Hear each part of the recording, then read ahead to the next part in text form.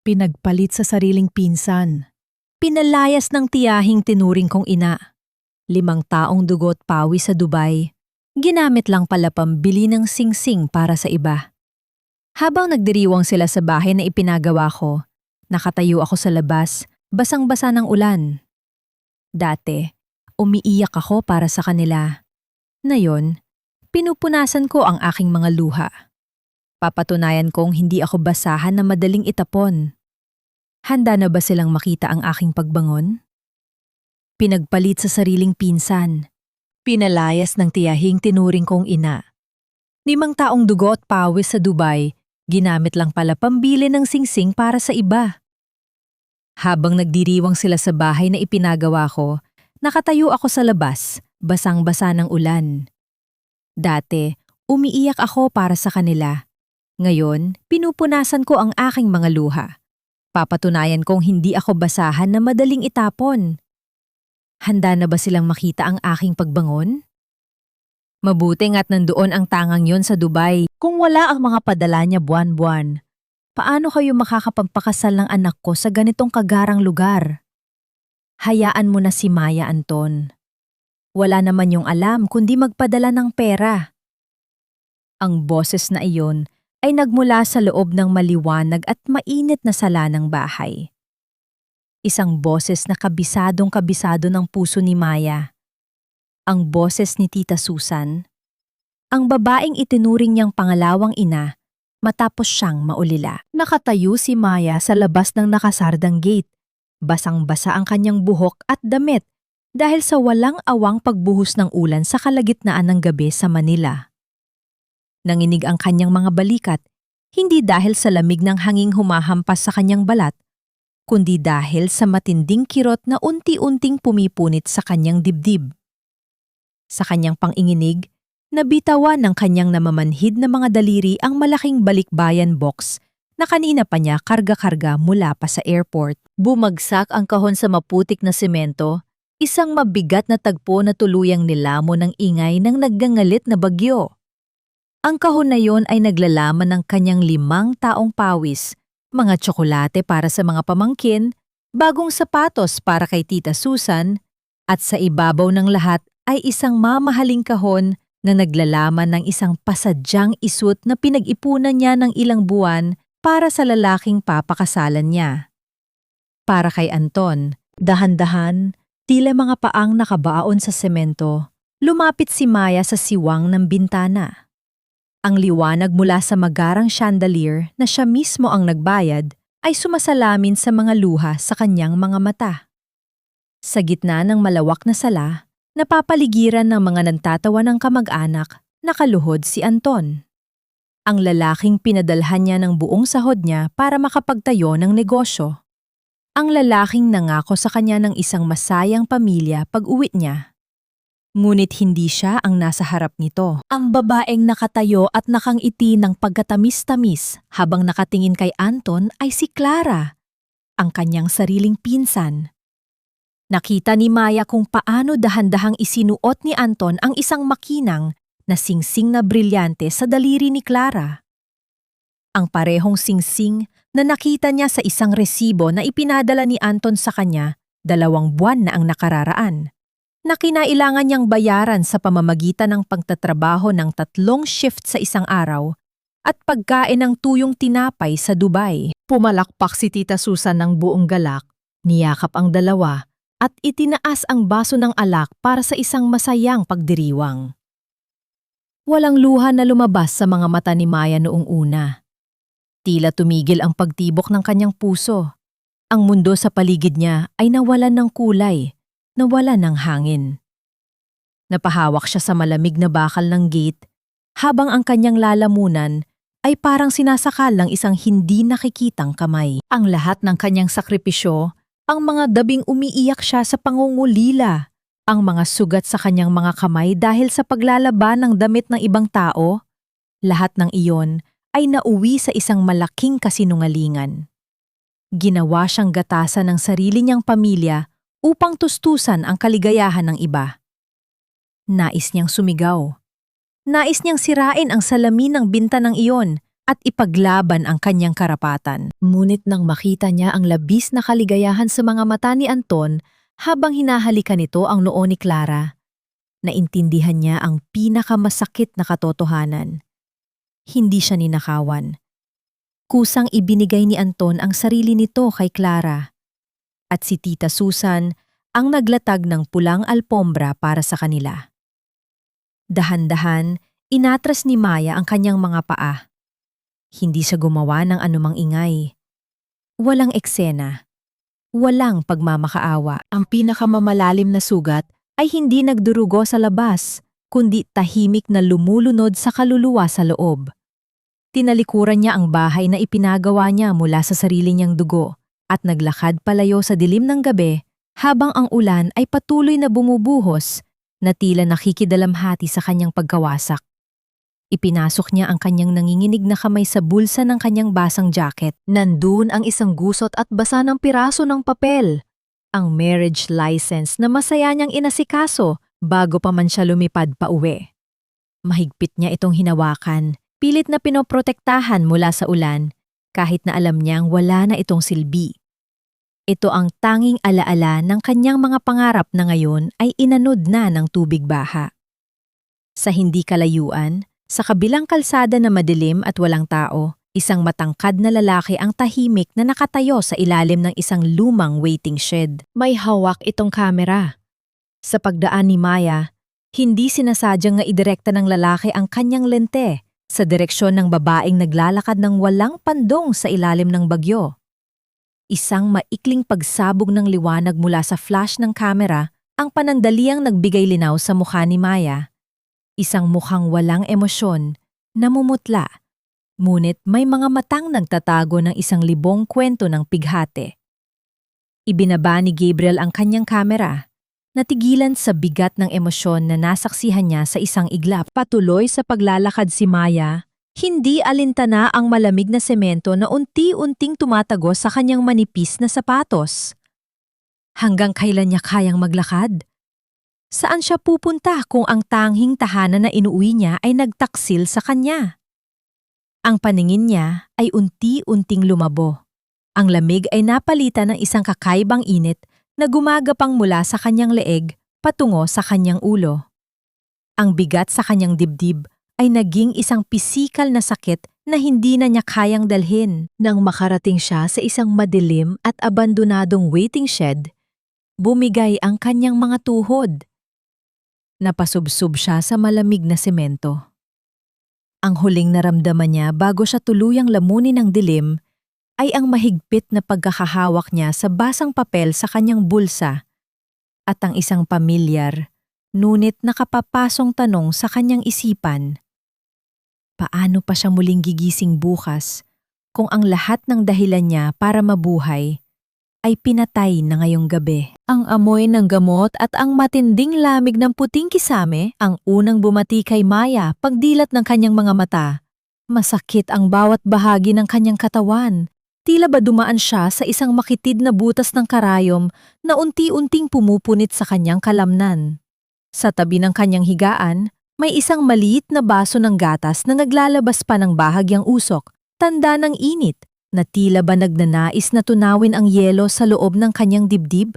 Isang maliit na piraso ng papel ang nakapatong sa ilalim ng baso na may nakasulat na maikling mensahe sa wikang Tagalog. Bayad na ang iyong bill. Magpalakas ka. Walang pangalan, walang mukha.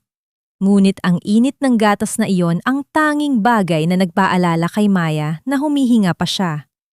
Matapos ang ilang oras na pagtitig sa kawalan, pinilit niyang bumangon. Ang kanyang basang jacket ay tuyo na, ngunit nanatiling kulubot katulad ng kanyang pagkatao na tila ba nilabhan ng baha at hindi na muling maibabalik sa dating ayos.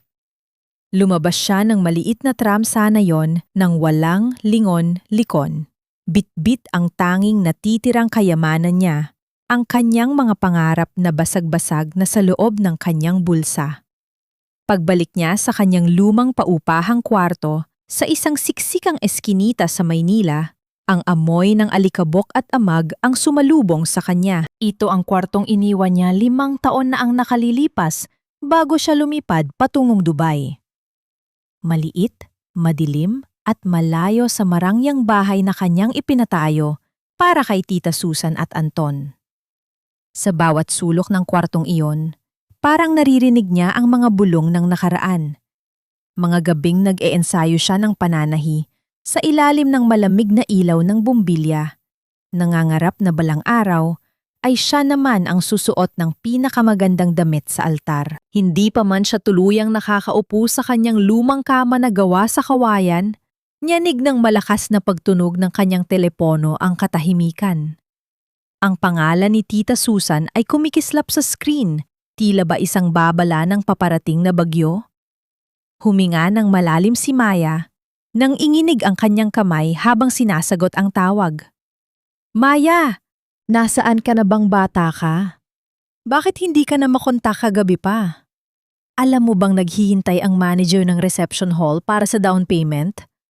Kailangan na namin ng 58,000 ngayon din.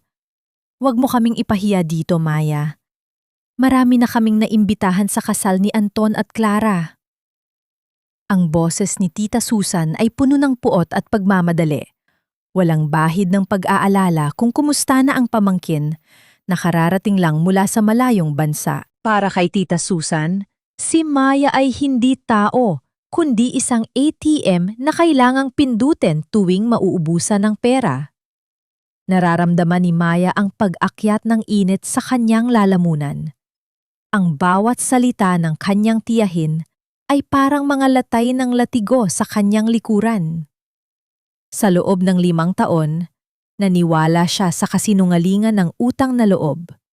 Naniwala siyang responsibilidad niyang tustusan ang lahat dahil pinatira siya nito noong mamatay ang kanyang mga magulang. Pero ang lahat ng iyon ay may kapalit pala na higit pa sa halaga ng ginto. Tita, nakita ko po kayo kagabi. Mahinang sagot ni Maya. Ang kanyang boses ay malamig, walang emosyon, na tila ba galing sa ilalim ng lupa. Natahimik ang kabilang linya sa loob ng ilang segundo. Ngunit sa halip na humingi ng tawad, muling sumabog ang galit ni Tita Susan. Oh, kung nakita mo kami, ano? Dapat na intindihan mo na mas kailangan ni Anton si Clara dahil may koneksyon ang pamilya niyan sa politika. At saka, kasalanan mo rin naman. Bakit ka ba nagtatagal sa Dubai? Akala mo ba ay mahihintay ka ng lalaki habang buhay? Ngayon, huwag kang mag-inarte. Ipadala mo na ang pera para matapos na tong usapan. Pamilya pa rin tayo, Maya. Huwag kang makasarili. Isang mapait ng ngiti ang gumuhit sa labi ni Maya habang tumutulo ang isang butil ng luha sa kanyang pisingi. Ang salitang makasarili na nanggagaling sa babaeng nagnakaw ng kanyang buong kinabukasan ay ang huling pako sa krus na kanyang pinapasan. Wala na akong pera, tita. At wala na rin kayong Maya na mautusan. Simula ngayong araw, ang bawat sentimo na kikitain ko ay para na sa sarili ko. Hayaan niyo si Clara ang magbayad ng sarili niyang kasal. Mahinahon, ngunit mariing pahayag ni Maya bago niya tuluyang pinatay ang tawag. Kinuha niya ang SIM card mula sa kanyang telepono at dahan-dahan itong pinutol sa dalawa, kasabay ng pagputol ng huling ugnayan niya sa mga taong naging anay sa kanyang buhay. Sa kabilang bahagi ng lungsod, sa loob ng isang madilim na silid na tanging pulang ilaw lamang ang nagbibigay ng liwanag, nakatitig si Gabriel sa isang larawang unti-unting lumilitaw sa loob ng tray ng chemical. Ang imahe ni Maya, basang-basa, wasak ang puso, ngunit nanatiling nakatayo sa ilalim ng ulan, ang bumulaga sa kanyang paningin. Pinagmasdan ni Gabriel ang bawat detalye ng mukha ng babae. May kung anong kurot sa kanyang dibdib na hindi niya maipaliwanag. Alam niya ang pakiramdam ng mawala ng lahat sa loob ng isang gabi. Alam niya ang dilim na kasalukuyang kinatitirikan ni Maya. Hindi ka dapat manatili sa dilim, Maya. Bulong ni Gabriel sa hangin habang isinasabit niya ang larawan upang matuyo. Samantala, binuksan ni Maya ang kanyang malaking balikbayan box na kinuha niya sa kalsada kaninang madaling araw. Sa gitna ng mga nagulong gamit, Nakita niya ang mga balumbon ng mamahaling lace at sutla na dinala niya mula sa gitnang silangan. Puting-puti ang mga ito, tila ba mga ulap na naghihintay na hubugin. Hinawakan niya ang tila at sa kabila ng panghihina, naramdaman niya ang pamilyar na kiliti sa kanyang mga daliri.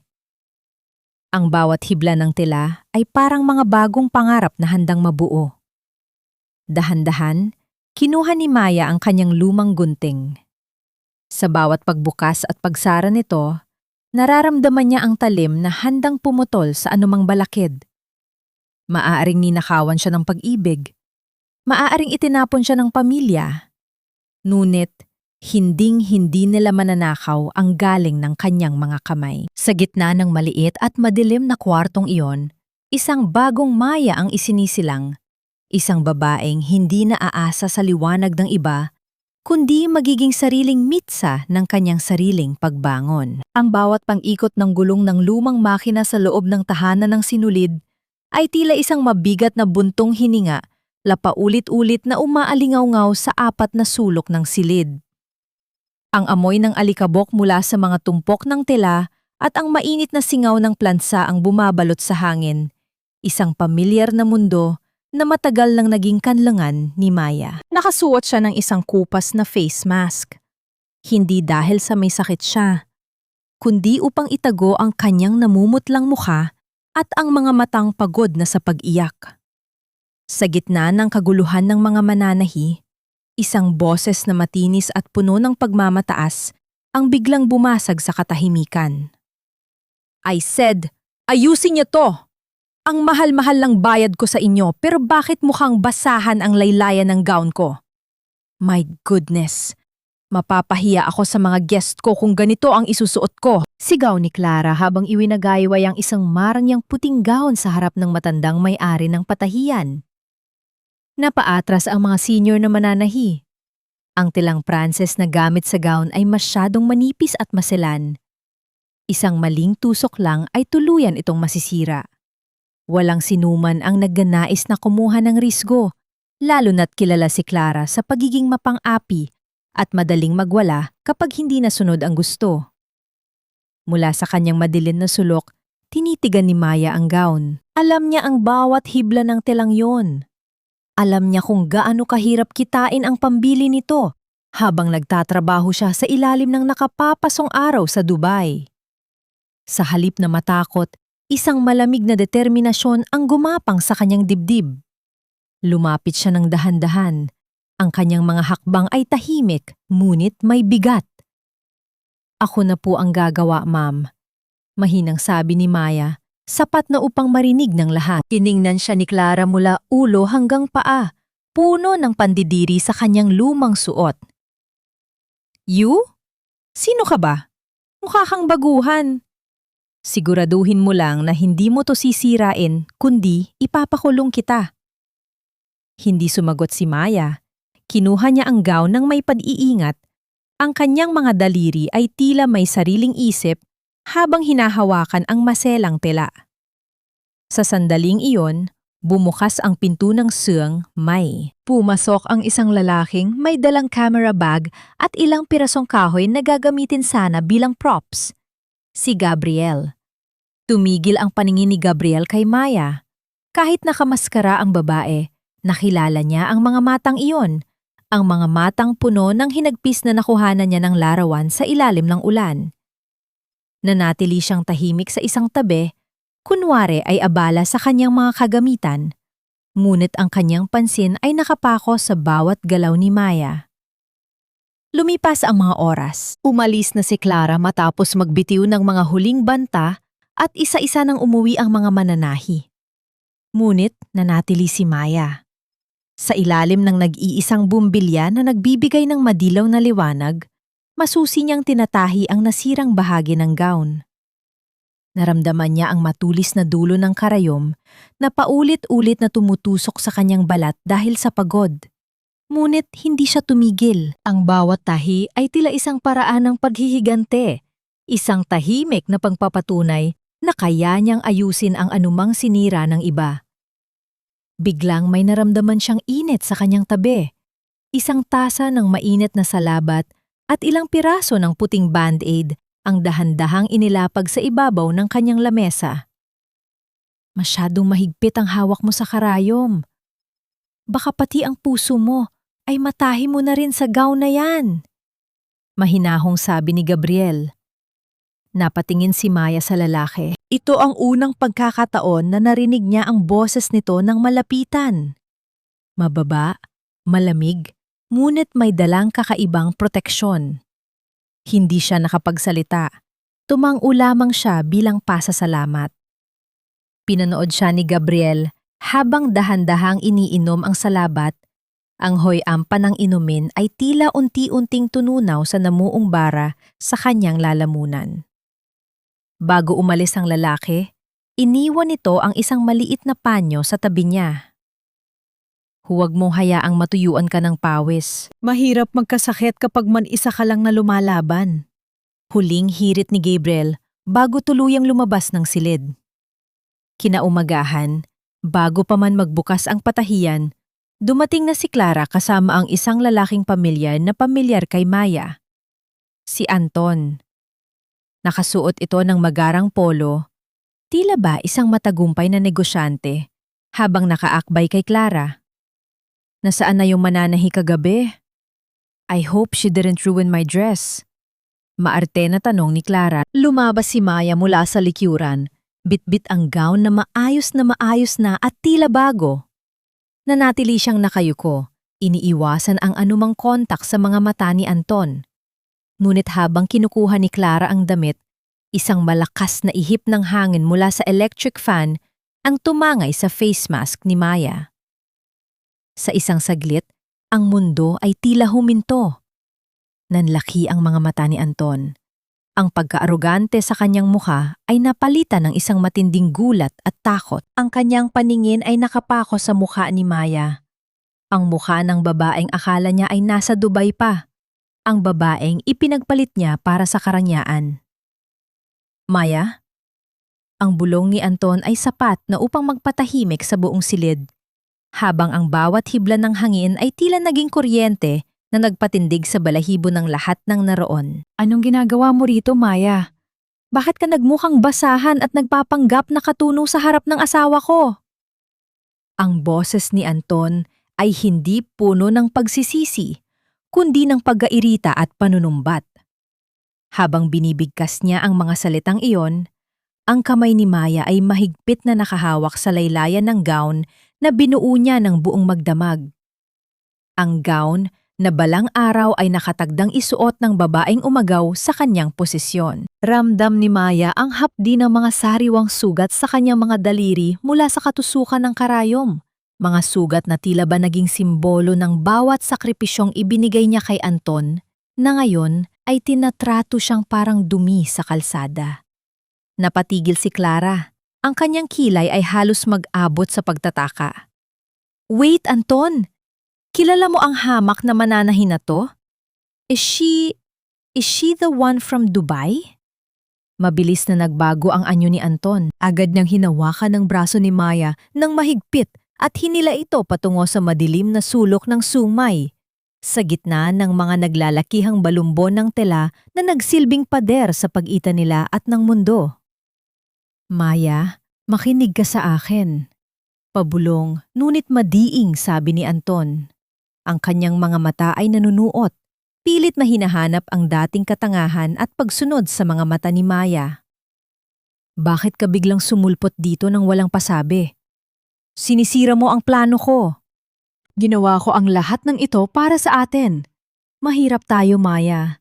Si Clara, kailangan ko ang pera at koneksyon ng pamilya niya para lumago ang negosyong pinang-arap nating dalawa. Hindi mo ba maintindihan? Si Clara ang tulay natin sa rurok, pero ikaw pa rin ang mahal ko. Magtiis ka lang. Huwag kang maging makasarili.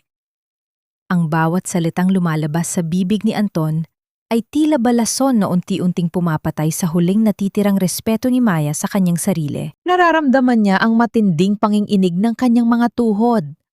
Ang kanyang lalamunan ay tuyong-tuyo, at ang bawat hininga niya ay tila ba may kasamang bubog na sumusugat sa kanyang baga. Ang lalaking ito, Ang lalaking pinadalhan niya ng bawat sentimo ng kanyang pinaghirapan ay may lakas ng loob na tawagin siyang makasarili dahil lamang sa nasasaktan siya sa harap ng katotohanan. Para sa atin, mahinang ulit ni Maya, ang kanyang boses ay nanginginig sa pagitan ng galit at pait. Para sa atin ang pagpapakasal mo sa iba gamit ang perang ipinadala ko. Anton, tao ako. Hindi ako kasangkapan sa mga ambisyon mo. You don't understand, Maya. Masyadong mababaw ang tingin mo sa sitwasyon. Patuloy ni Anton sa kanyang gaslighting. Kung talagang mahal mo ako, susuportahan mo ako kahit masakit. Huwag kang gagawa ng kahit anong eksena rito. Bumalik ka sa lungga mo at hintayin mo ang tawag ko. Huwag mong dumiin ang pangalan ko sa harap ni Clara. Sa gitna ng tensyon, isang mabigat na hakbang ang narinig mula sa likuran ng mga tela.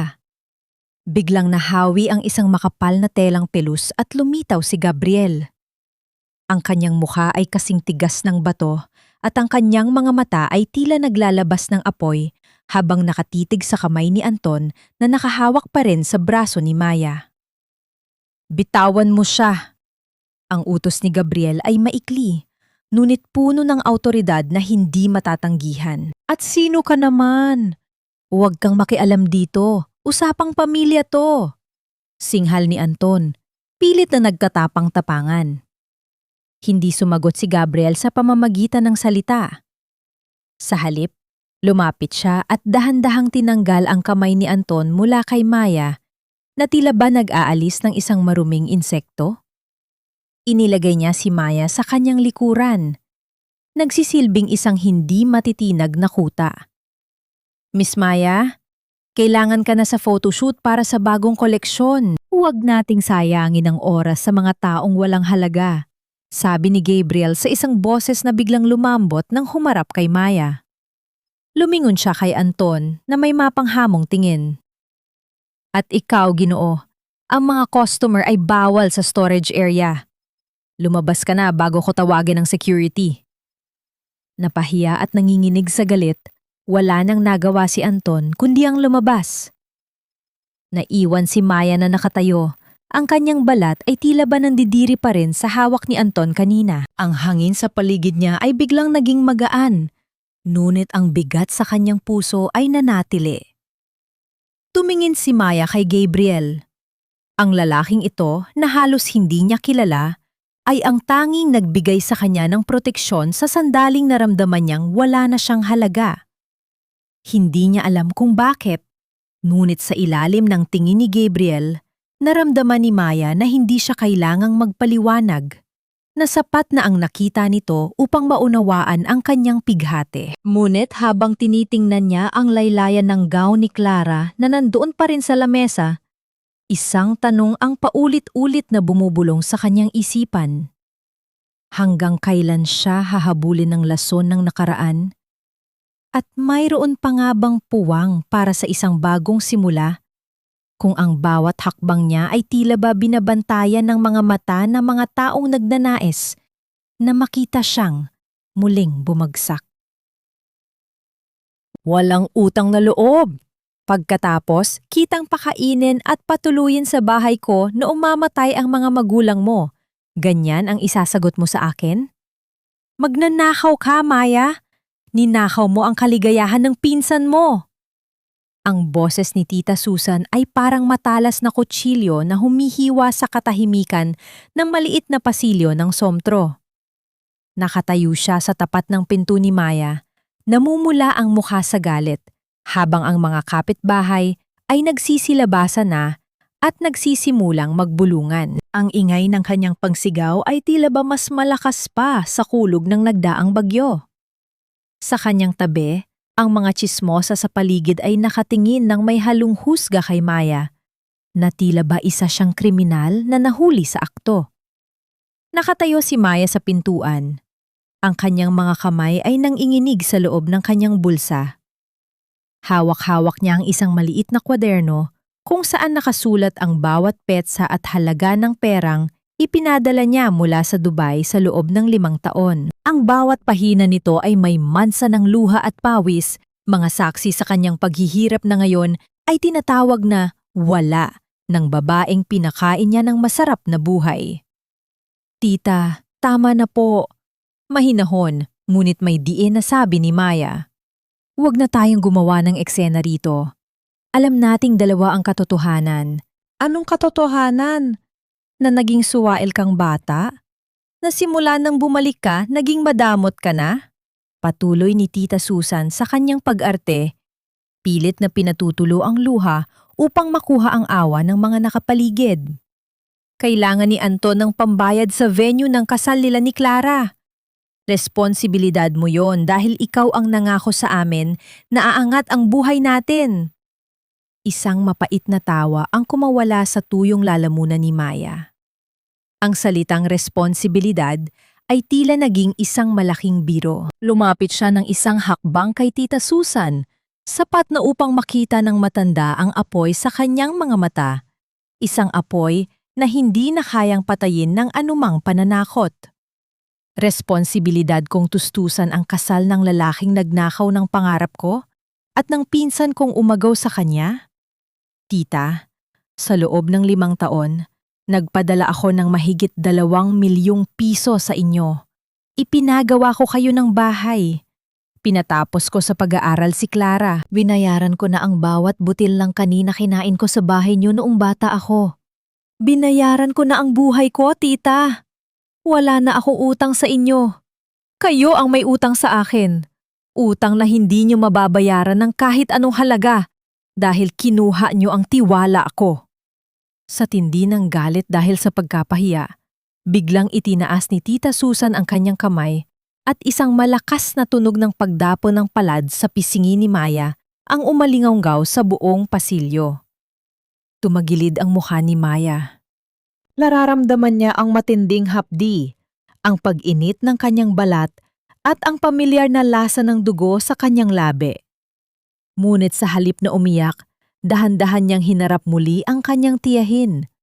Walang kahit isang luha ang pumatak. Iyan na po ba ang huling kabayaran? Tanong ni Maya. Ang kanyang boses ay kasing lamig ng yelo. Bago pa man muling makataas ng kamay si Tita Susan, isang malaking kamay ang humawak sa kanyang braso. Si Gabriel. Hindi alam ni Maya kung paano ito nahanap ang kanyang tinitirhan. Ngunit ang presensya ng lalaki ay tila ba isang pader na biglang humarang sa gitna ng kaguluhan. Ang mukha ni Gabriel ay madilim. Ang kanyang mga panga ay nakatiim sa matinding pagtitimpi. Tama na, ma'am.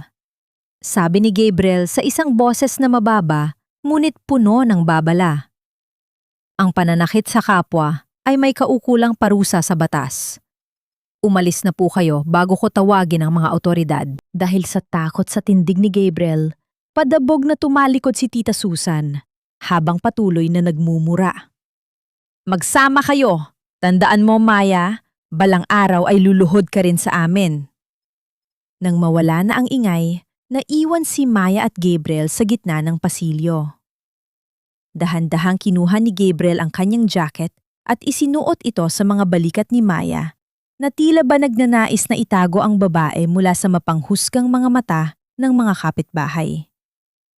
Hindi ka naligtas dito, Maya. Bulong ni Gabriel. Ang kanyang kamay ay nanatiling nakahawak ng bahagya sa balikat nito, isang hawak na puno ng pag-aalaga at respeto. Pumasok si Maya sa loob ng kanyang maliit na kwarto at mabilis na isinilid ang kanyang iilang gamit sa isang luma at kupas na maleta. Ang bawat damit na kanyang itinatabi ay parang isang bahagi ng kanyang lumang buhay na nais na niyang ibaon sa limot. Paglabas niya, tiningnan niya ang kanyang pitaka. 1,000 piso na lamang ang natitira. 1,000 piso para sa isang bagong simula sa gitna ng isang malawak at malupit na lungsod.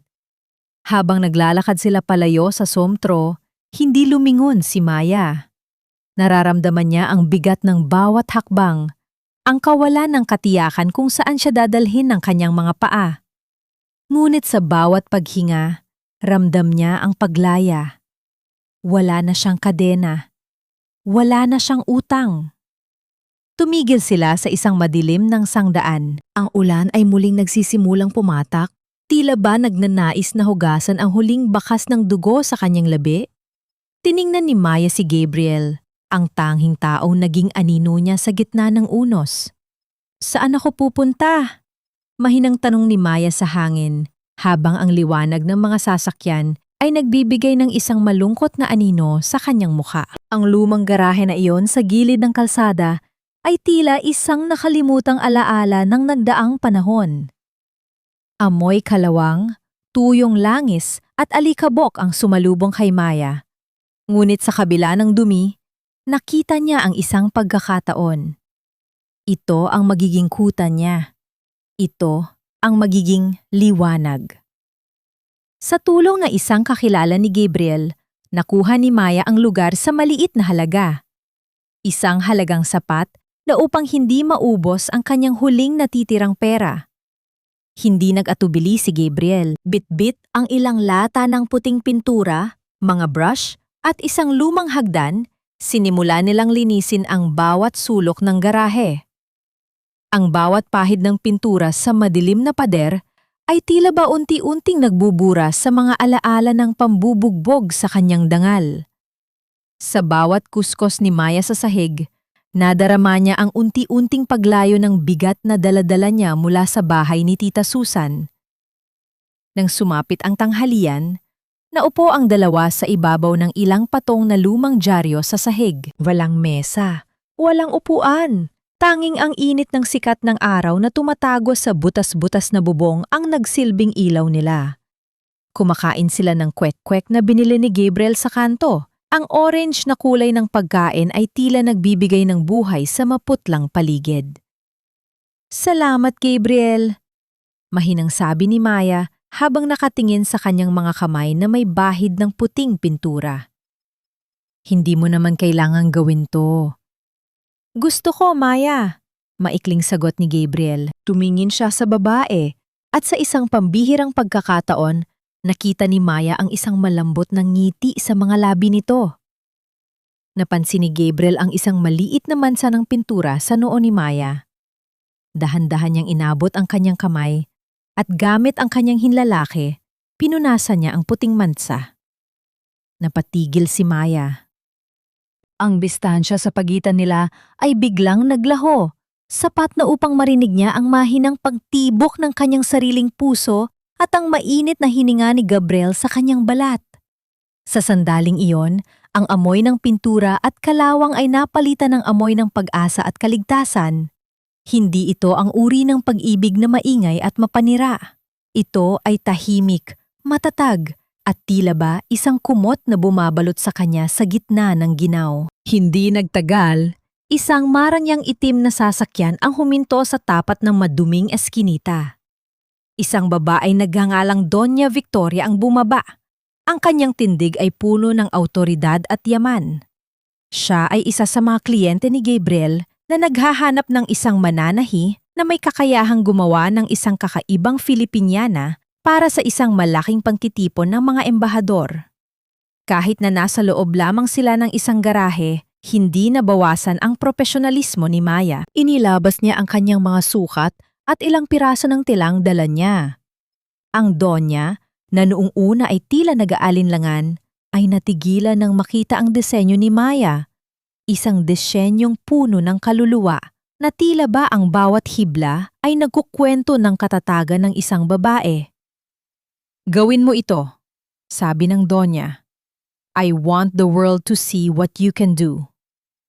Mula noon, hindi na huminto si Maya. Sa ilalim ng nag-iisang ilaw sa gabi, ang tunog ng gunting na humihiwa sa sutla at ang mabilis na pag-usad ng sinulid sa tela ang tanging naririnig. Si Gabriel ay madalas na nandoon, tahimik na nag-aayos ng kanyang mga gamit sa kabilang sulok o kaya naman ay nagdadala ng mainit na gatas para kay Maya. Walang masyadong salita, ngunit ang bawat sulyap nila sa isa't isa ay puno ng pag-unawa. Ngunit ang kapayapaan ay tila isang panandaliang panaginip lamang. Kinaumagahan, pagdating ni Maya sa garahe, isang malamig na kaba ang agad na bumalot sa kanyang buong katawan. Ang pintuang baka nakahapon lamang ay maayos na nakasara ay nakabukas na ngayon ng sapilitan, ang mga hinges nito ay baluktot at tila pinwersa ng isang mabigat na bagay. Dali-daling pumasok si Maya sa loob. Ang kanyang puso ay tila gustong kumawala sa kanyang dibdib. Ang kanyang mundo ay muling gumuho sa kanyang paningin. Ang mamahaling tilang sutla na ibinigay ni Doña Victoria ay nakakalat sa sahig, punit-punit at may mga mansa ng itim na grasa. Ang kanyang mga faktaw na pinagpuyatan ay wala na sa kanyang lamesa, tila ba tinangay ng isang masamang espiritu. Napasanda si Maya sa pader. Ang kanyang mga tuhod ay nanghina hanggang sa mapaupo siya sa gitna ng kanyang mga nasirang pangarap. Ang katahimikan sa loob ng garahe ay tila ba naging isang nakatutulig na hiyaw ng kawalan ng katarungan. Sino ang gagawa nito? Sino ang may ganitong uri ng kasamaan upang sirain ang huling pag-asang pinanghahawakan niya? Sa gitna ng kanyang pagluha, isang piraso ng pamilyar na tela ang nakita niyang nakasabit sa isang matulis na bakal sa pinto. Isang piraso ng tela mula sa mamahaling polo na suot ni Anton noong huli silang magkita. Ang kanyang panginginig ay napalitan ng isang matinding galit na nagmula sa kaibuturan ng kanyang pagkatao. Hindi pa sila tapos. At ang dilim na akala niya ay iniwan na niya ay kasalukuyang lalamon muli sa kanya ng mas malupit.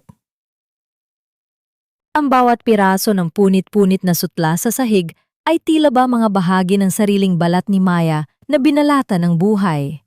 Napaupo siya sa gitna ng kaguluhan, ang kanyang mga kamay ay dahan-dahang kinukuha ang mga basagtas na tela na puno ng itim na grasa.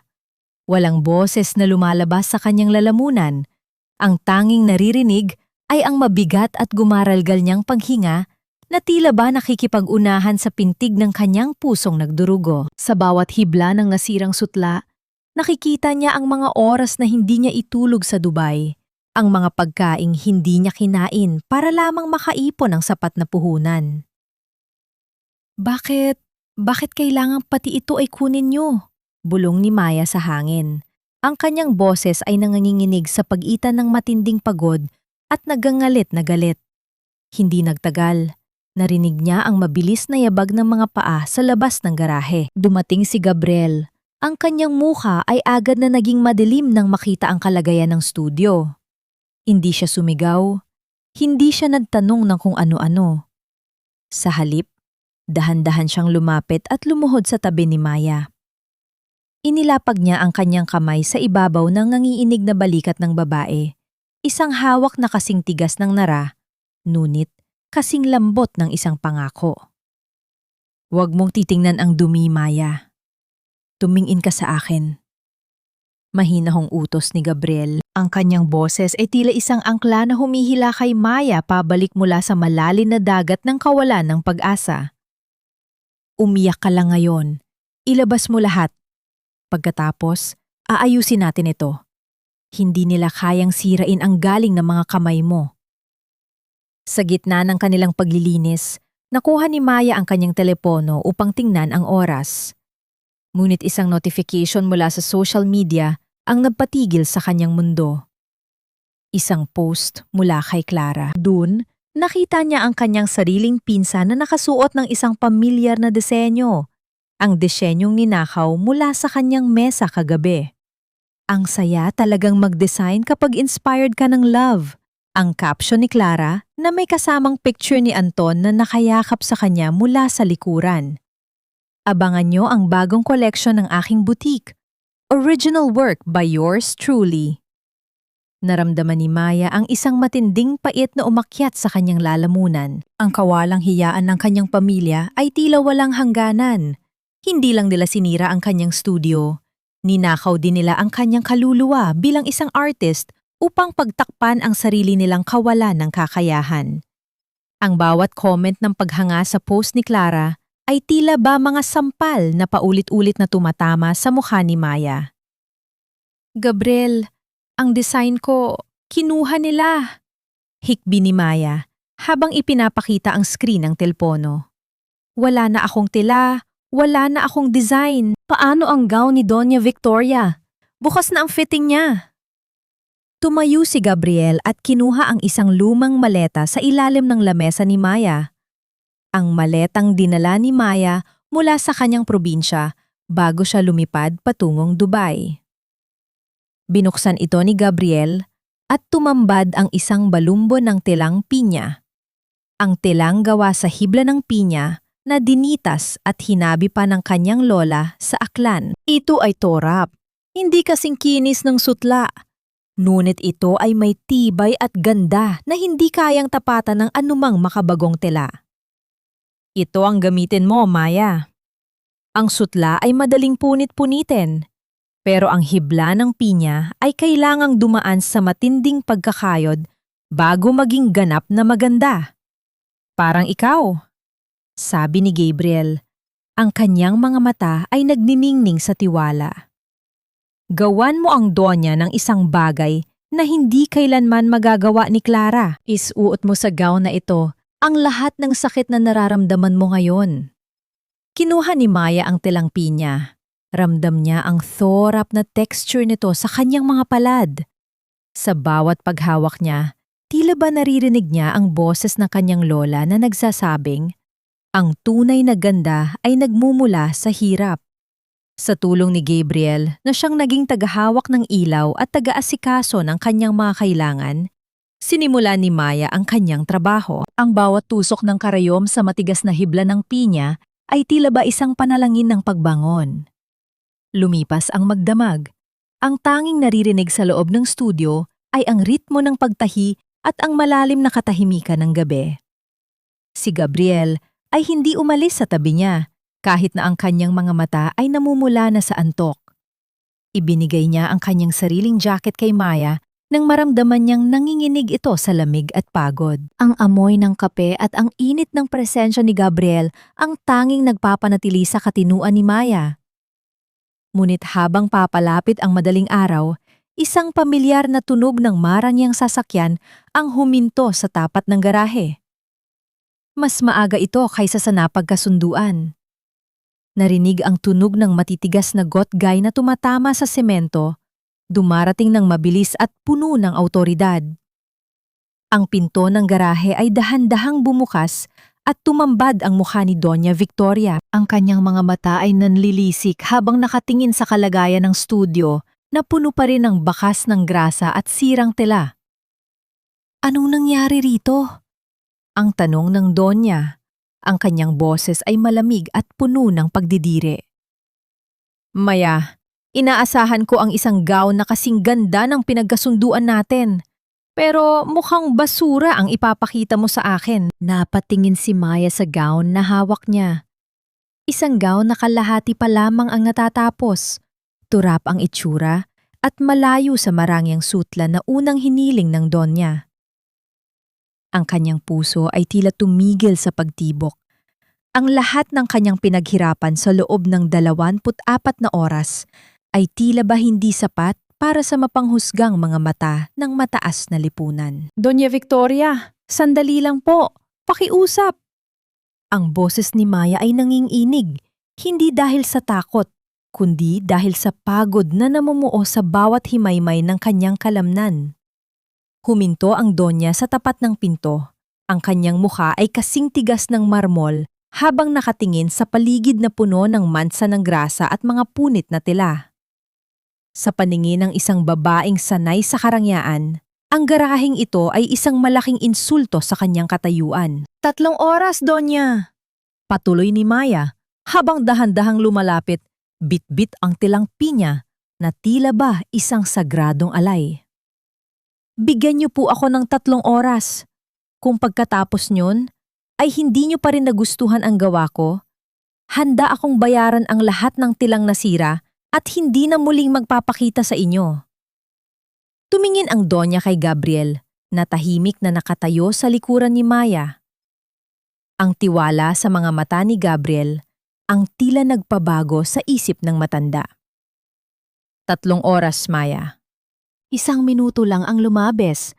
Asahan mong tapos na ang karera mo bago pa man ito magsimula. Nang makaalis ang Donya upang maghintay sa kanyang sasakyan, agad na kumilos si Gabriel. Hindi siya nagsalita, ngunit ang bawat galaw niya ay puno ng layunin. Inayos niya ang mga industrial lights sa paligid ni Maya, na tila ba ginagawang isang entablado ang maduming garahe. Itinutok niya ang kanyang kamera, hindi upang kumuha ng simpleng litrato, kundi upang hulihin ang kaluluwa ng isang babaeng tumatangging magapi. Sa ilalim ng maliwanag na ilaw, muling binalikan ni Maya ang kanyang makina. Ang banayad na pag-ugong ng makina ay tila naging isang awit sa gitna ng katahimikan ng madaling araw. Ang bawat hibla ng pinya ay dahan-dahang nagiging sining sa ilalim ng kanyang mga daliri. Hindi na niya nararamdaman ang hapdi ng mga sugat sa kanyang kamay. Ang bawat tusok ng karayom ay tila ba isang paraan ng pagpapalaya sa lahat ng pait na itinanim ni Anton at Clara sa kanyang puso. Pinanood ni Gabriel ang bawat patak ng pawis sa noo ni Maya. Ang bawat kagat niya sa kanyang labi kapag nahihirapan sa makapal na hibla.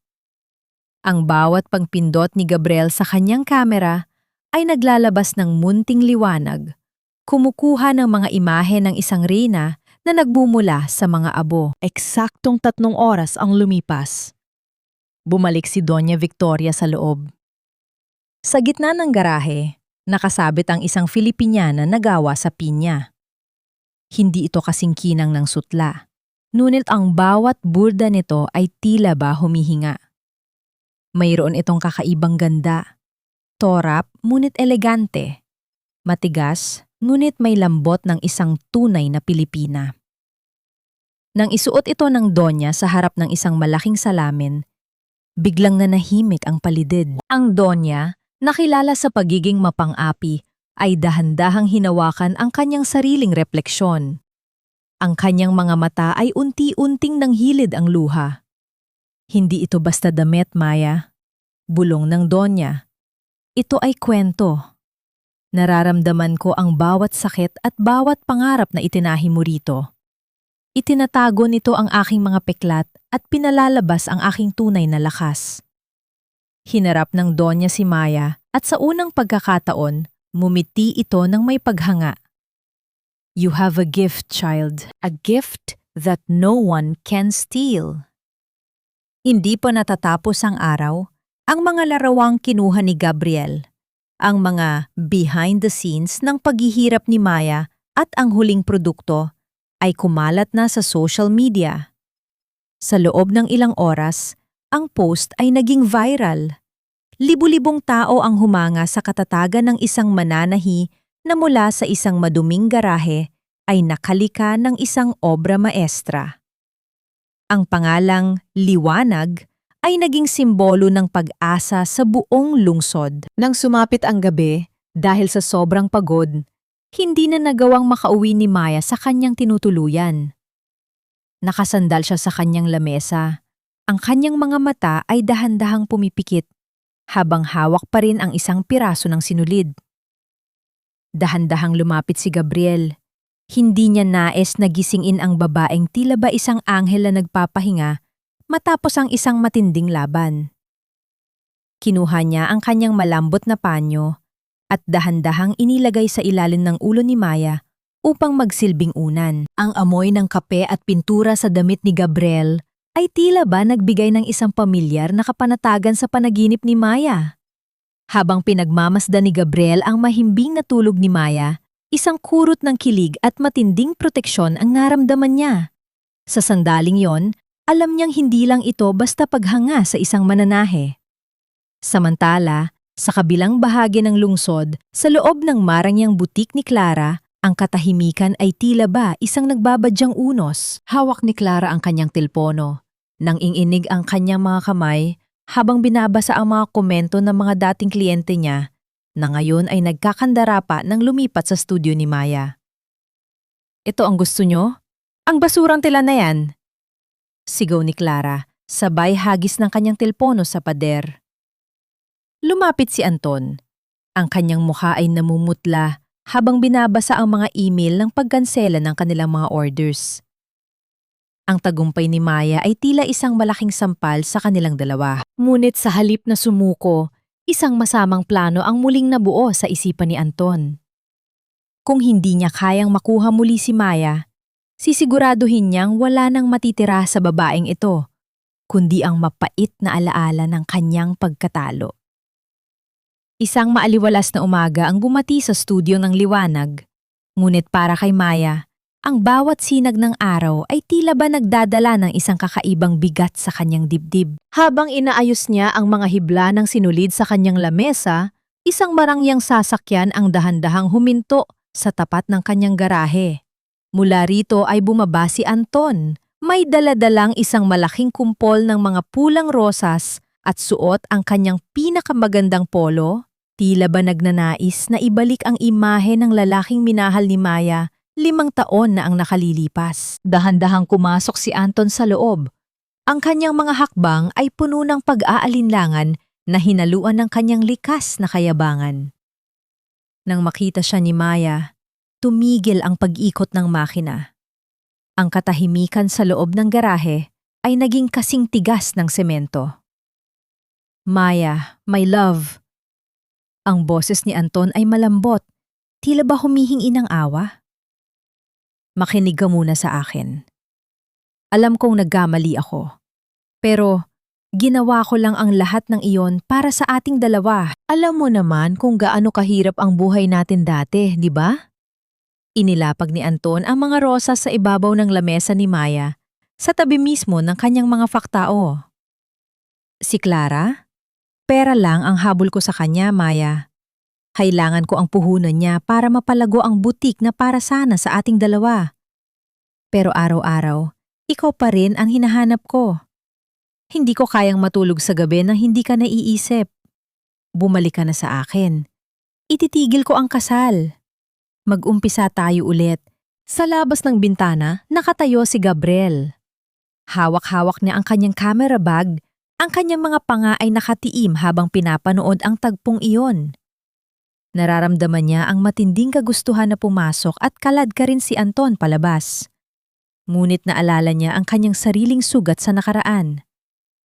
Alam niya na kailangan si Maya mismo ang tumapos sa multong ito. Hinayaan niya ang kanyang sarili na maging anino sa labas, tahimik na nagbabantay sa babaeng dahan-dahang natututong lumipad. Tumingin si Maya sa mga rosas.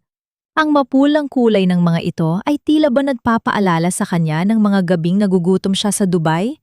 Tinitipid ang bawat dirham para lamang may maipadala kay Anton. Naalala niya ang bawat pagsisinungaling nito, ang bawat gaslighting na tila ba siya ang laging may pagkakamali. Sa sandaling iyon, hindi pag-ibig ang naramdaman niya, kundi isang matinding pagkasuklam na kasing pait ng apdo. Para sa atin, Anton? Mahinang tanong ni Maya, ang kanyang boses ay malamig at puno ng pait. Ang tawag mo sa pagtataksil at pagnanakaw ng paarap ay sakripisyo para sa atin? Ang kapal din naman ng mukha mo na sabihin yan sa harap ko pagkatapos mo akong tratuhin na parang basahan. Akmang lalapit si Anton at hahawakan ang kamay ni Maya. Ang kanyang mga mata ay nagniningning sa huwad na pagsisisi. Maya, please, huwag kang maging matigas. Alam kong mahal mo pa ako. I can give you everything now. Abandon this dirty garage and let's go back to the life you deserve. Bago pa man maidapon ni Anton ang kanyang maruming kamay sa balat ni Maya, mabilis na kumilos ang babae. Isang malakas na tunog ng pagdapo ng palad ni Maya sa pisingin ni Anton ang umalingaw-ngaw sa buong studio. Napalingon ang ulo ni Anton sa tindi ng lakas ng sampal. Ang hapdi ay agad na nag-iwan ng mapulang marka sa kanyang mukha. Isang marka ng katapusan ng kanyang kapangyarihan kay Maya. Huwag mo akong hawakan. Ang boses ni Maya ay kasing talim ng kanyang gunting. Ang basurang itinapon ko na, hindi ko na pinupulot. Umalis ka rito, bago ko pa makalimutan na naging tao ka sa paningin ko. Natigilan si Anton. Ang kanyang kayabangan ay tuluyang gumuho. Wala na siyang nakitang takot sa mga mata ni Maya. tanging isang matatag na pader ng pagkamuhi. Padabog niyang kinuha ang kanyang mga rosas at mabilis na lumabas. Nang inginig sa matinding kahihiyan. Paglabas ni Anton, pumasok si Gabriel. Hindi siya nagtanong. Lumapit siya kay Maya at tinitigan ang mga mata nito. Nakita ni Gabriel ang panghinginig ng mga daliri ni Maya. Hindi dahil sa panghihina, kundi dahil sa pagpapakawala ng huling hibla ng kanyang nakaraan. Dahan-dahang kinuha ni Gabriel ang isang baso ng tubig at iniabot ito kay Maya. Ang kanyang tingin ay puno ng respeto at tahimik na paghanga. Ngunit sa labas, sa likod ng isang madilim na post, nakatago si Clara. Hawak-hawak niya ang kanyang tilpono. Isang matagumpay na ngiti ang gumuhit sa kanyang mga labi habang pinapanood ang video na kanyang nakuha. Sa kanyang screen, ang kuha ay nagsisimula sa sandaling tila ba magkalapit si Anton at Maya, at ang sampal ni Maya ay nagmukhang isang reaksyon ng isang selosang dating kasintahan na ayaw magpakawala. "You want to play fair, Maya?" Bulong ni Clara sa hangin. Ang kanyang mga mata ay nanlilisik sa inggit. "Let's see kung paano ka babangon kapag ang buong mundo na ang humusga sa'yo." Isang nakatutulig na dagundong ng kahihiyan ang biglang yumanig sa payapang mundo ni Maya. Hindi ito kulog mula sa langit, kundi ang paulit-ulit na tunog ng mga notification sa kanyang telepono na tila ba mga bala ng baril na tumatama sa kanyang danggal. Ang video na kinuha ni Clara ay kumalat na parang apoy sa tuyong damo. Isang malisyosong kuha kung saan ang sampal ni Maya ay nagmukhang isang desperadong pag-atake ng isang selosang babaeng ayaw magpakawala sa lalaking ikakasal na sa iba. Sa loob ng isang maliit na studio sa telebisyon, nakaupo si Tita Susan sa harap ng kamera. Ang kanyang mukha ay puno ng wad na luha at panyo na tila ba siya ang pinakaaping ina sa buong mundo. "Pinalaki ko siya ng maayos, pero anong iginanti niya? Ninakawan niya kami, at ngayon, pati ang mapapangasawa ng sarili niyang pinsan, pilit niyang inaagaw." Ang hagulgol ni Tita Susan na napanood ng buong bansa. "Wala siyang utang na loob. Isang ahas na pinatira namin, pero kami rin pala ang tutuklawin."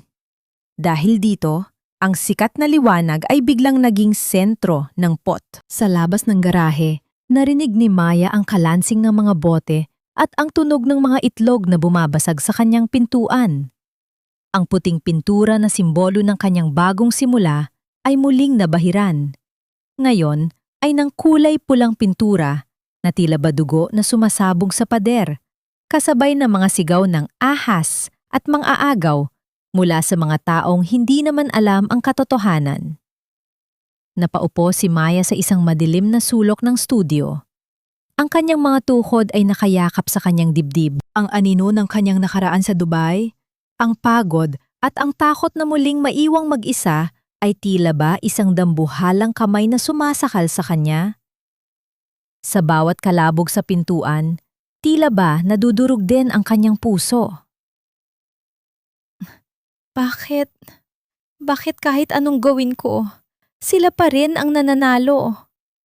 Bulong ni Maya habang ang kanyang mga luha ay dahan-dahang pumapatak sa maduming sahig.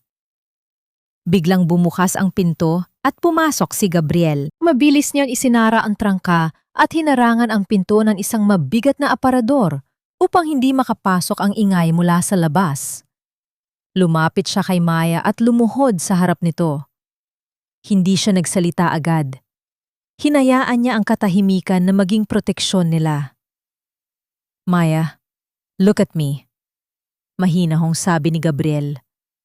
Kinuha niya ang langing hinig ng mga kamay ng babae at hinawakan ito ng mahigpit. "Noong nakaraang taon, nawala ang lahat sa akin dahil sa isang kasinungalingan. Pinagtaksilan ako ng taong pinakamahal ko at pinalabas na ako ang kriminal." Tumakas ako, Maya. Nanahimik ako sa dilim dahil akala ko iyon ang tanging paraan para mabuhay. Tumingin si Gabriel ng diretsyo sa mga mata ni Maya. Ang kanyang boses ay puno ng pait at determinasyon. "Huwag mong tularan ang duwag na tulad ko. Ang katotohanan ay parang sinulid. Maaari itong magkabuhol-buhol, pero hinding-hindi ito mapuputol ng isang kasinungalingan. Lumaban ka, Maya. Hindi para sa kanila, kundi para sa babaeng nagtiis ng 5 taon sa disyerto para sa mga taong hindi siya karapat-dapat. Ang mga salita ni Gabriel ay tila ba isang kuryenteng nagpagising sa nananamlay na diwa ni Maya? Dahan-dahan siyang tumayo, pinunasan ang kanyang mga luha at lumapit sa isang maliit na ruwang na gawa sa kahoy sa ilalim ng kanyang kama. Binuksan niya ito at inilabas ang isang makapal na tumpok ng mga papel, mga resibo ng padala mula sa Dubai, mga dokumento ng pagpapatayo ng bahay at ang mga lumang text message ni Anton na nagmamakaawa ng pera. Ito ang katotohanan, sabi ni Maya. Ang kanyang boses ay hindi na nanginginig. Handa na akong ipakita sa kanila kung sino ang tunay na ahas. Inayos ni Gabriel ang kanyang kamera at tripod upang ihanda si Maya para sa isang live stream. Ito na ang kanilang huling alas. Ngunit habang hinahawakan ni Maya ang kanyang tilpono, isang nakapapang ilabot na tunog ng nababasag na salamin ang umalingaw-ngaw mula sa itaas na bintana. Isang bote na may apoy at amoy ng gas ang biglang bumagsak sa gitna ng mga mamahaling tela ni Maya. Sa isang saglit, ang tuyong sutla at pinya ay mabilis na nilamon ng mapulang apoy. Ang usok ay agad na bumalot sa buong garahe, tila ba isang itim na kumot na nagnanais na ibaon sila sa limot? Gabriel! Ang mga tela! Ang mga resibo! Sigaw ni Maya sa gitna ng panik. Sa labas, narinig ang mabilis na pag-alis ng isang motor habang ang apoy ay patuloy na lumalaki, tinutupok ang lahat ng pinaghirapan ni Maya sa loob ng maraming taon. Ang liwanag ng studio ay napalitan ng nakatatakot na liwanag ng sunog at ang tanging tanong na naiwan sa hangin ay kung mayroon pa nga bang matitira sa kanila pagkatapos ng gabing ito. Ang ulan ng apoy at ang masangsang na amoy ng nasusunog na tela ang tila naging huling hudyat ng digmaan sa loob ng studio. Sa gitna ng makapal at itim na usok, hindi inisip ni Gabriel ang sariling kaligtasan. Sumugod siya patungo sa nagminingas na mesa upang sagipin ang row na kahoy na naglalaman ng kaisa-isang alas ni Maya. Narinig ang mahinang pagdaing ni Gabriel nang madampian ng apoy ang kanyang braso, ngunit hindi niya binitawan ang room hanggang sa mailayo ito sa panganib. Gabriel! Ang braso mo! Ang sigaw ni Maya. Ang boses ay puno ng takot habang hinahatak ang lalaki palabas ng garahe.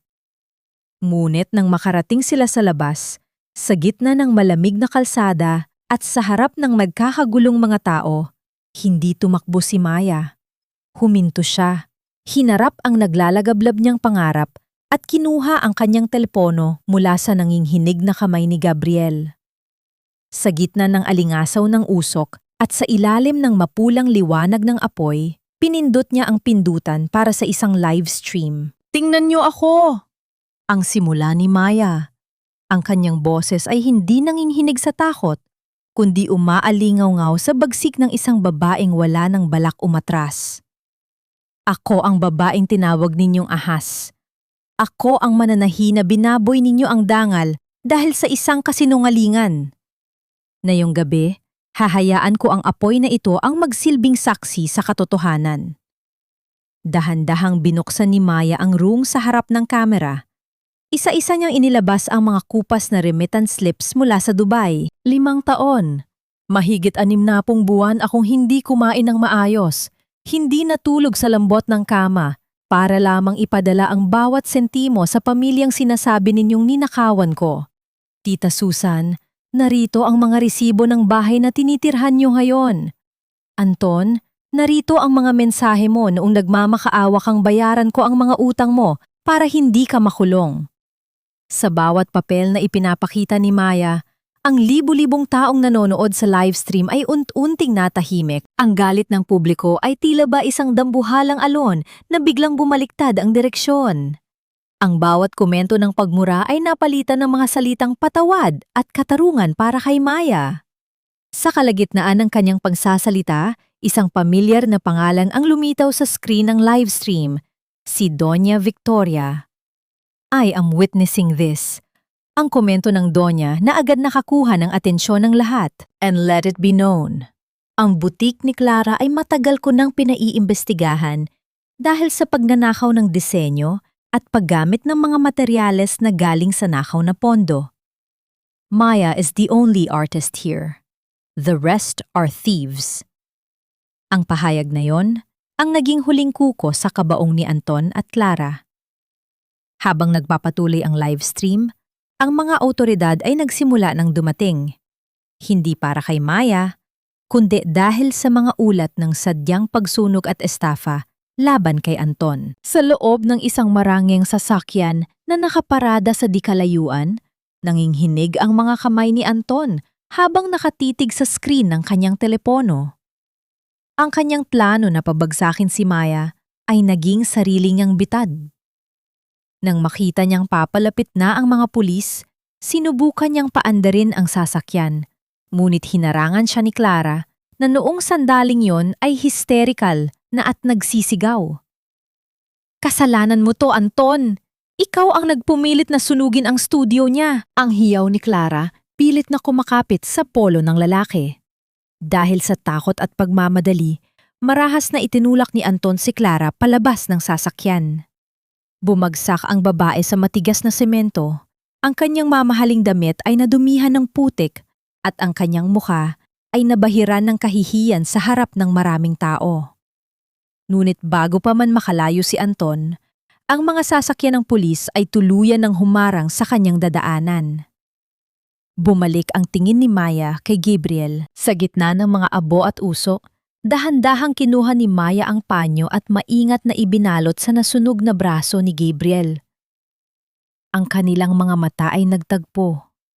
Isang pagtatagpo na puno ng pasasalamat at isang malalim na ugnayan na nabuo sa gitna ng apoy. Wala silang sinabi, ngunit sa sandaling iyon, alam ni Maya na ang apoy na nagnanais na pumatay sa kanya ay siya ring naglinis sa kanyang daanan patungo sa tunay na kalayaan. Pinaandar ng mga pulis ang kanilang sirena, dala ang mga taong naging anay sa buhay ni Maya. Tiningnan ni Maya ang studio niyang unti-unting namamatay ang apoy. Maaaring wala na ang mga tela. Maaaring abo na ang mga disenyo. Ngunit ang kanyang pangalan ay muling nagniningning ng mas maliwanag kaysa sa anumang sunog. Lumapit si Gabriel sa kanya. Ang kanyang kabilang kamay ay dahan-dahang humawak sa likod ni Maya upang alalayan ito. Tapos na Maya, wala nang makakasakit sa'yo. Tumingala si Maya sa langit. Ang usok ay dahan-dahang tinatangay ng hangin at sa likod nito ay nagsisimulang sumilip ang mga bituin. Ang gabi ng pagkawasak ay naging gabi ng katarungan. Ngunit alam ni Maya na mayroon pang isang huling yugto na kailangang tapusin.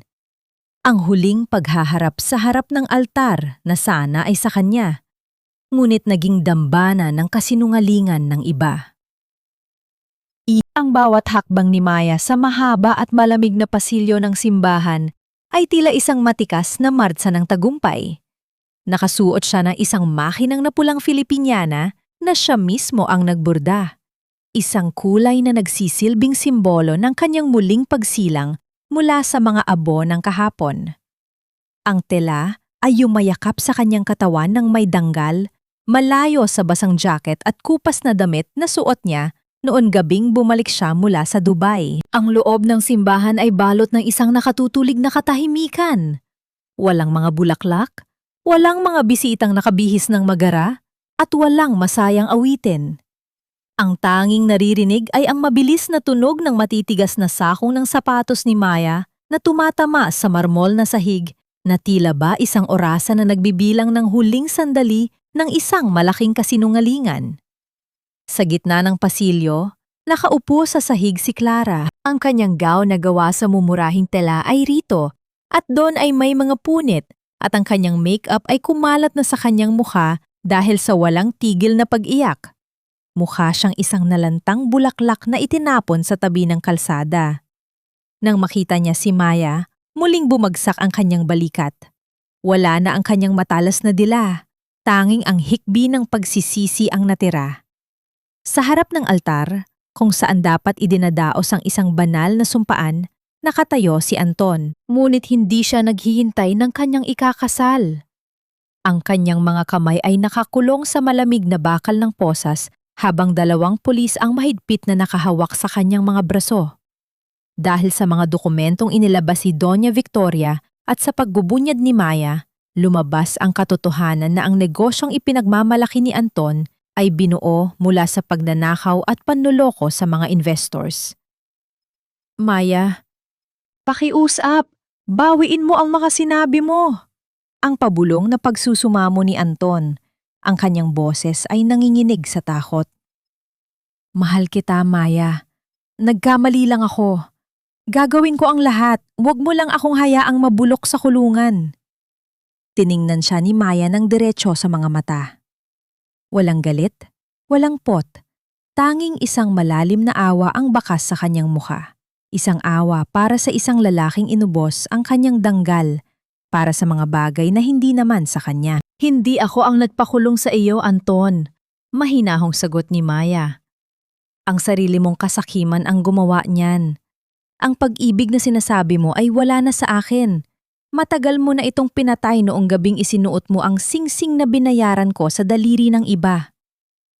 Biglang lumapit si Tita Susan mula sa gilid. Ang kanyang buhok ay gulo-gulo at ang kanyang mukha ay namumutla. Lumuhod siya sa harap ni Maya at pilit na kinapit ang laylayan ng kanyang pulang damit. Maya anak, maawa ka sa amin. Pamilya tayo, di ba? Ang hagulgol ni Tita Susan. Ang kanyang boses ay puno ng desperasyon. Inalagaan kita noong bata ka pa. Huwag mo kaming pabayaan ng ganito. Wala na kaming matitirhan. Kinuha na ng bangko ang bahay. Parang awa mo na, pamilya tayo. Dahan-dahang kinuha ni Maya ang kanyang pitaka. Inilabas niya ang isang papel na 50 piso. Ang huling barya na natira mula sa kanyang pinaghirapan noong gabing pinalayas siya. Dahan-dahan niyang binitawan ng pera sa harap ni Tita Susan. Hinayaan itong dahan-dahang lumutang sa hangin bago lumapag sa malamig na sahig. Pamasahin niyo pauwi, tita. Ang boses ni Maya ay kasing lamig ng hangin sa loob ng simbahan. Yan na ang huling utang na loob ko sa inyo. Huwag na ninyong dumiin ang salitang pamilya dahil ang pamilya ay hindi nagnanakaw ng pangarap ng isa't isa. Tumayo ng tuwid si Maya at dinala ang kanyang sarili ng may taas noong pagkatao. Tinalikuran niya ang mga taong minsang naging anay sa kanyang buhay at hindi na muling lumingon. Ang bawat hakbang niya palayo sa altar ay tila ba pagtatanggal ng isang mabigat na kadena na matagal lang pumipigil sa kanyang paghinga. Paglabas niya ng pintuan ng simbahan, bumungad sa kanya ang isang napakaliwanag na sikat ng araw. Ang init nito ay hindi nakapapaso, kundi tila ba isang malambot na yakap na bumabate sa kanyang kalayaan. Sa dulo ng hagdanan, nakatayo si Gabriel sa tabi ng kanyang sasakyan. Nakasuot siya ng isang malinis na barong at ang kanyang mga mata ay nagniningning sa labis na paghanga at pagmamalaki. Hindi nagsalita si Gabriel. Sa halip, dahan-dahan niyang iniabot ang kanyang kamay kay Maya. Nang magdapo ang kanilang mga palad, naramdaman ni Maya ang isang kakaibang kapanatagan. Isang pakiramdam na sa wakas, narito na siya sa lugar kung saan siya tunay na pinahahalagahan. Handa ka na ba, Maya? Mahinahong tanong ni Gabriel. Ngumiti si Maya, isang tunay at malayang ngiti na umabot sa kanyang mga mata. Handa na ako, Gabriel. Handa na akong sumulat ng isang bagong kwento. Sumakay sila sa sasakyan at dahan-dahang lumayo mula sa madilim na anino ng simbahan.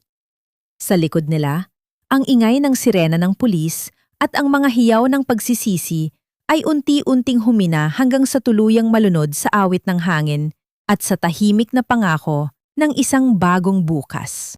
Ang marahang paghihit ng sariwang hangin mula sa dalampasigan ng Batangas ay tila isang banayad na haplos sa balat ni Maya.